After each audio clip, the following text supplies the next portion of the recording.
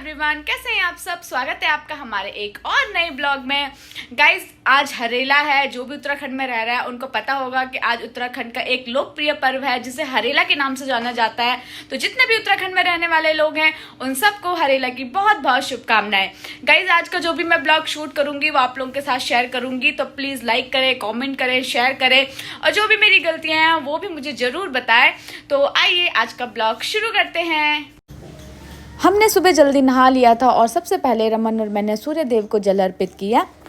और आज से ही सावन का महीना भी शुरू हो रहा था, तो हर जो भी महीना स्टार्ट होता है, जो भी नया महीना लगता है, तो उस टाइम पे पापा हमारे घर में कंजकों को जमाते हैं।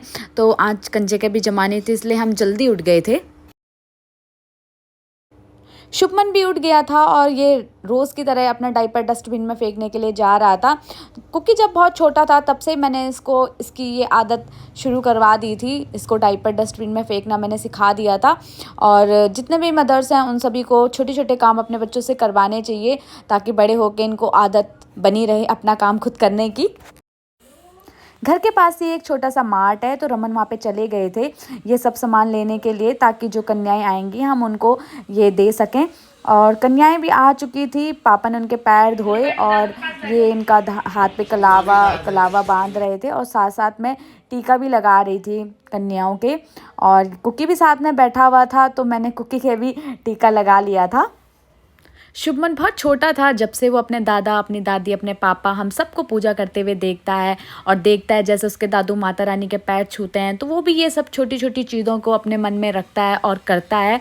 मुझे ऐसा लगता है कि सभी पेरेंट्स को अपने बच्चों को अपनी संस्कृति, जो हमारा कल्चर है, उसके साथ कनेक्ट करके रखना चाहिए। बच्चे सब कुछ अपने पेरेंट्स, अपने घर का जो माहौल होता है उससे ही सब कुछ सीखते हैं।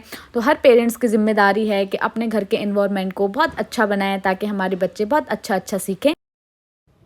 आज घर में पूरी, छोले और हलवा बना हुआ था, तो मैंने सबसे पहले माता रानी को भोग लगाया। इसके बाद हम लोगों ने भी अपना अपना नाश्ता किया।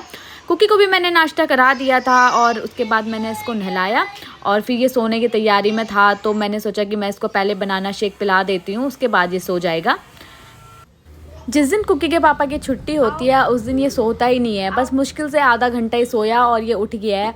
और ये मेरे को पूरा अपने पीछे नचा के रखता है। मैं इसकी पैंट पहनाने के लिए इसके पीछे पीछे भाग रही थी और ये मेरे हाथ ही नहीं आ रहा था और पीछे मुड़ मुड़ के भी देख रहा था कि मम्मा आ रही है नहीं आ रही है। मैं इसके जो छोटे छोटे मूवमेंट्स होते हैं इनको बहुत ज़्यादा एंजॉय करती हूँ। मुझे गुस्सा बिल्कुल भी नहीं आता है। मैं तो ये सोचती हूँ कि जब मेरा कुकी बड़ा हो जाएगा तो मैं ये सारी चीज़ों को बहुत मिस करूँगी।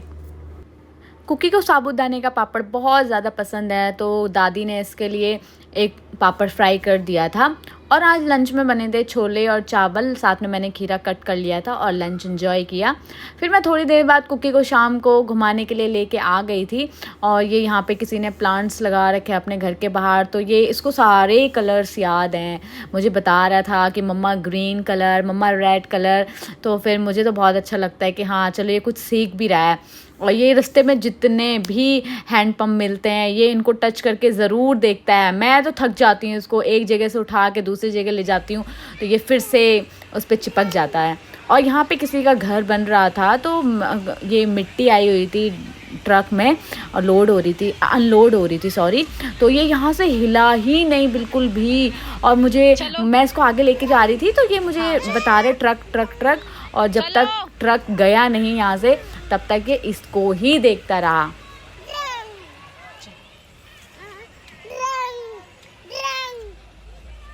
बहुत देर के बाद वो ट्रक यहाँ से गया और मैं कुकी को लेके आई और ये फिर अपनी जो गाय के पास जाता है फिर उसके पास गया। थोड़ी देर वहाँ पे हमने स्पेंड किया टाइम। शाम हो गई थी तो रमन ने मुझे बोला शिवानी थोड़ी सी चाय बना दो, तो मैंने एक कप अपने लिए भी बना लिया। और साथ में भूख लग रही थी तो ये नमक वाली जो सेवियाँ होती है मम्मी ने बना के दे दी थी।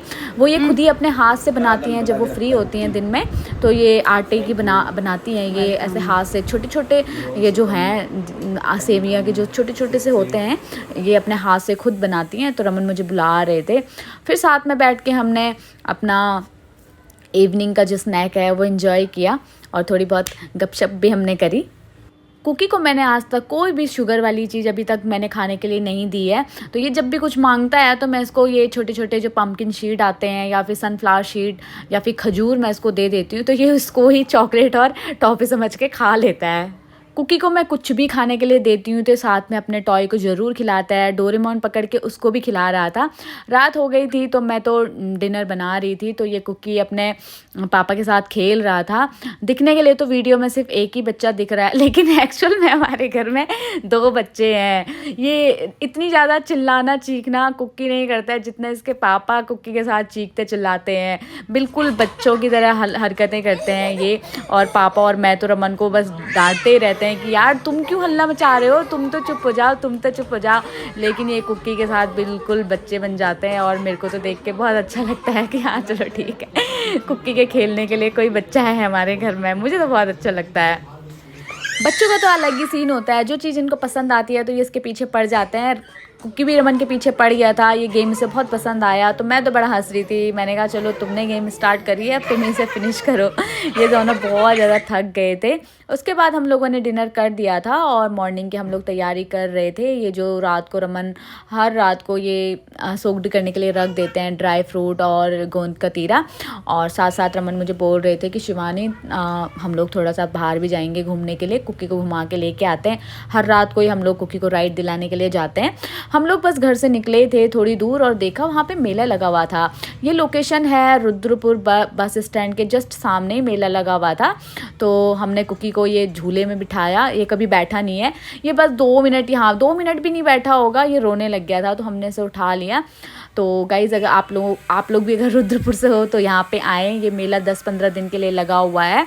और आज का ब्लॉग गाइज़ मैं यहीं पे एंड कर रही हूँ। आई होप आप लोगों को मेरा ब्लॉग अच्छा लगा होगा। अगर ब्लॉग अच्छा लगा हो तो प्लीज़ लाइक करें, कमेंट करें, शेयर करें और चैनल को ज़रूर सब्सक्राइब करें और मुझे ऐसे ही मोटिवेट करते रहें। Thank you, bye bye. Subscribe for more videos. Thank you, bye bye.